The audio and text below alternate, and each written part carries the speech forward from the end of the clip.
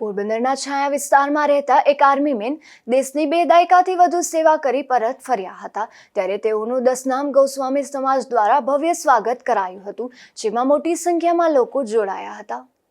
પોરબંદર જિલ્લામાંથી અનેક લોકો આર્મીમાં જોડાઈ દેશની સેવા કરી રહ્યા છે, ત્યારે છાયા નવાપરા વિસ્તારમાં રહેતા દિનેશ ગિરી વશરામગીરી આજથી 22 વર્ષ પહેલા જોમ અને જુસ્સાથી આર્મીમાં જોડાયા હતા। જમ્મુ કાશ્મીર અને લેહ લદ્દાખ સહિત અનેક વિસ્તારમાં નિષ્ઠાપૂર્વક ફરજ બજાવી હતી, ત્યારે તેઓ નિવૃત્ત થઈ માદરે વતન પરત આવતા તેમના પરિવારજનો ઉપરાંત દશનામ ગોસ્વામી સમાજ દ્વારા તેમનું ફુલહાર અને કુમકુમ તિલક કરી સ્વાગત કરાયું હતું। ઉપરાંત ત્યારબાદ ભારત માતા અને તિરંગા સાથે શણગારેલી ખુલ્લી કારમાં આર્મીમેનનું અભિવાદન ઠેર ઠેર કરવામાં આવ્યું હતું, તેમજ ડીજેમાં દેશભક્તિના ગીતોના તાલ સાથે સામયું કરવામાં આવતા રસ્તામાં લોકો દ્વારા પુષ્પવર્ષા કરવામાં આવી હતી।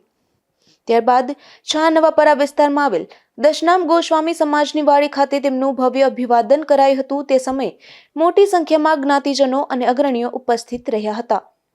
મારું નામ ગોસાઈ દિનેશ ગિરી વશરામગીરી, રહેવાનું છાયા નવાપરામાં। હું 22 વર્ષ આર્મીની સર્વિસ પૂરી કરી અને આવ્યો છું। મેં જમ્મુ કાશ્મીર, લેહ લદ્દાખ, નોર્થ ઇસ્ટમાં સિક્કિમ, અરુણાચલ, આસામ એ બધે નોકરી કરી। એ બધે મને ઘણો બધો અનુભવ થયો નોકરીમાંથી, અને હું અહીંયા એમ પાછો આવી ગયો એની બહુ મને ખુશી થાય છે અને હું બહુ એનો આનંદ મહેસૂસ કરું છું। અને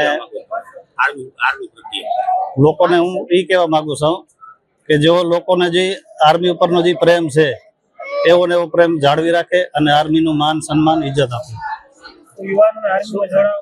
અને જે નવા છોકરા છે એને મારું કહેવાનું એ છે કે એનડીએ, એસએસસી, સીડીએસની જે પરીક્ષા આવે છે એને એક્ઝામની તૈયારી કરો અને સિલેક્શન થાવ। બહુ સર્વિસ સારી છે અને બહુ ફેસિલિટી પણ છે। મારું નામ હિંમતગીરી છે।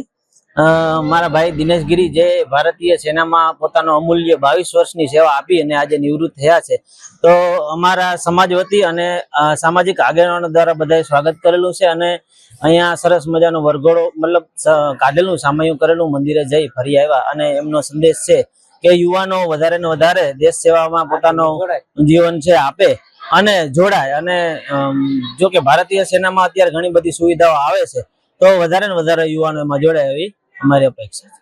આર્મીમાં ફરજ બજાવનાર જવાન અને છાયામાં બાપુ ઘંટીવાળા તરીકે ઓળખાતા બાપુના પુત્ર નિવૃત્ત થઈ પોતાના વતન આવવાના હોવાથી એક અઠવાડિયા પહેલા જ જ્ઞાતિજનો તેમજ વિસ્તારના અન્ય રાષ્ટ્રપ્રેમી લોકો દ્વારા ભવ્ય સ્વાગત માટેની તૈયારીઓ કરવામાં આવી હતી। નિપુલ પોપટ સાથે શુક થાનકી, ગુજરાત ન્યૂઝ, પોરબંદર।